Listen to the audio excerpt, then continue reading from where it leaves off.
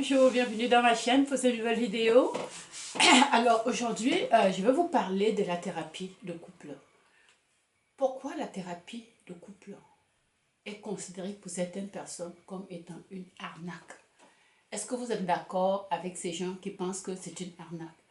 Parce que il y a 10% de Français, par exemple, seulement 10% de Français vont avoir recours à une thérapie de couple lorsqu'ils sont confrontés à un problème dans leur couple. Donc la grosse majorité hésite. Ils prétendent que plusieurs couples ont connu des échecs.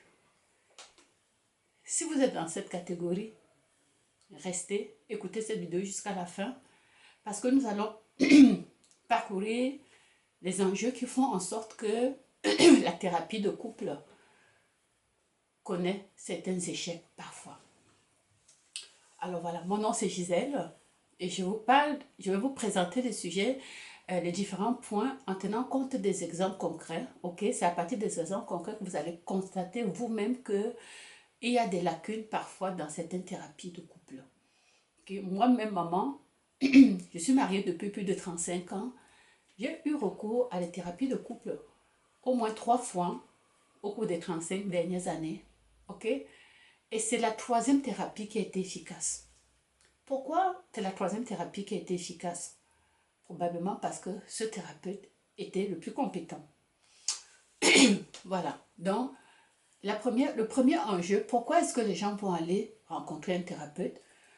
C'est souvent pour un problème de relationnel, hein, un problème de communication, par exemple. Donc, je prends l'exemple, par exemple, d'un couple, je dirais Emma et Samuel, ils s'en vont chez le thérapeute parce qu'il y a un problème de communication dans leur relation. Lorsqu'ils arrivent chez le thérapeute, la dame elle dit au thérapeute, écoutez, mon mari, lorsqu'on on est dans une situation où on ne s'entend pas, il me parle de façon agressive et moi je ne le supporte pas. Le thérapeute donc va se concentrer sur ce comportement d'agression, donc va chercher à régler le comportement d'agression sans aller savoir qu'est-ce qui se passe, pourquoi c'est l'homme, parce que la thérapie va se concentrer sur le problème et non sur l'individu. C'est-à-dire que le mari qui est agressant, qu'est-ce qui est sous-jacent à ce comportement qu'il a? Ok, ça c'est le premier enjeu. Donc, la deuxième situation porte par exemple sur, vous allez en thérapie et on va vous soumettre par exemple à trouver un compromis, on vous demande de négocier ensemble. Or, si vous voulez chercher un compromis, le compromis, il y a des situations où ce n'est pas le compromis qui est la solution, ok? Donc, si vous finissez par aboutir à un compromis, il y a l'un de vous qui va partir qui sera insatisfait de la situation. Parce qu'on ne vient pas toujours forcément juste pour le compromis, on vient savoir régler le problème, que ça finisse. Mais le compromis, ça ne veut pas dire que le problème est réglé, ok? Donc, le but, quand le thérapeute qui choisit l'option de compromis ou bien d'une négociation immédiate, je ne pense pas que le terrain d'entente s'applique à toutes les situations. Et c'est pour ça que l'un des partenaires va partir avec un sentiment d'insatisfaction. Ok? La troisième chose ici, c'est quoi? C'est que dans des situations, souvent dans les couples, lorsque les gens vont en thérapie, il y a l'un d'eux qui peut avoir un comportement destructeur. Le comportement destructeur se manifeste comment? Par exemple, la personne peut faire de la manipulation psychologique, par exemple. Alors, quand tu es confronté à un partenaire qui te joue dans la tête régulièrement, chez la thérapie de couple, c'est pas la thérapie de couple qui est adéquat à gérer le problème lorsque le partenaire a un problème psychologique. Il faut que ce soit une thérapie individuelle. Et alors, dans le cas de cette dame, hein, et qui est Emma, elle est partie avec son mari, il avait un problème d'agression, c'est un monsieur qui avait un problème de psychologie, qui faisait de la manipulation psychologique. Elle a constaté par elle-même que la thérapeute, elle, se concentrait beaucoup plus à vouloir donc juste régler ça en couple. Non, elle a dit non, ça ne se peut pas. Donc, ce n'est pas le client qui va dire à la thérapeute, mais moi, je pense que c'est telle approche qui serait indiquée dans cette situation. D'autres problèmes que les gens vont souvent amener chez les thérapeutes, c'est quoi? Le problème de sexualité, le problème de désir sexuel de son partenaire. Ok? Donc vous voyez que d'abord au niveau du désir sexuel, c'est quelque chose qui est unilatéral. On ne peut pas dire que, je vais dire, que l'homme ait le désir pour sa femme ou bien la femme n'ait pas le désir pour son conjoint. Euh, Même si on va régler, vous savez que c'est individuel.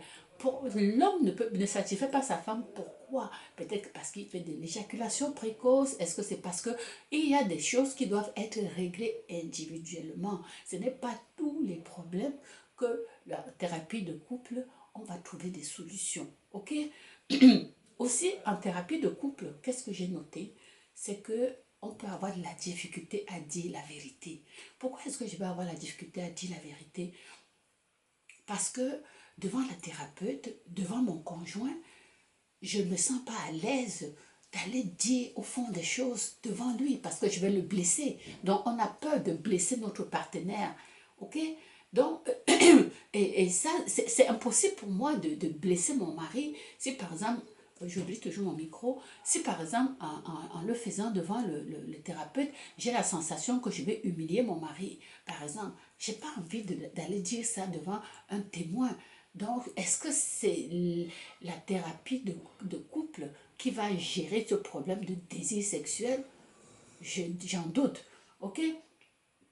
Aussi, on va parler ici aussi de compréhension ou même de changement. Un autre problème, c'est quoi? C'est que on va chez le thérapeute parce qu'on veut que l'autre comprenne notre problème. On veut exercer un changement. On exige un changement de comportement de la part de notre partenaire. Comprendre le problème ne veut pas dire changer. C'est pas parce que je comprends qu'il y a un problème que la solution est là. Comprendre ne veut pas dire qu'on a trouvé une solution. Donc, euh, tous les enjeux que je vous ai nommés, vous avez vu les enjeux que j'ai énumérés, que je viens d'énumérer, c'est pas tous les enjeux qui sont gérés en thérapie de couple. Et ça pourrait expliquer pourquoi vous avez vu que seulement 10% en France, 10% de personnes en France vont aller vers la thérapie de couple lorsqu'ils sont confrontés à un problème. Donc 90% sont dans la situation, donc se sentent incompris. Donc la thérapie de couple n'est pas indiquée dans toutes les situations. Est-ce que ce serait une arnaque? Vous voyez que la question se pose, la question mérite d'être posée. Alors, pour que la thérapie de couple fonctionne, moi je dirais sincèrement, il y a trois indicateurs clés qui doivent être considérés. Il y a d'abord, il faut que les deux partenaires soient motivés. Les deux partenaires doivent aller sur la même longueur d'onde. Okay? Deuxième enjeu, deuxième point que je propose, c'est quoi? Il faut que le thérapeute soit compétent. Si vous n'avez pas un thérapeute compétent qui est capable de dire tel problème, vous venez me voir pour tel problème, moi je vais vous rencontrer individuellement d'abord et puis par la suite on va se voir ensemble. Ok?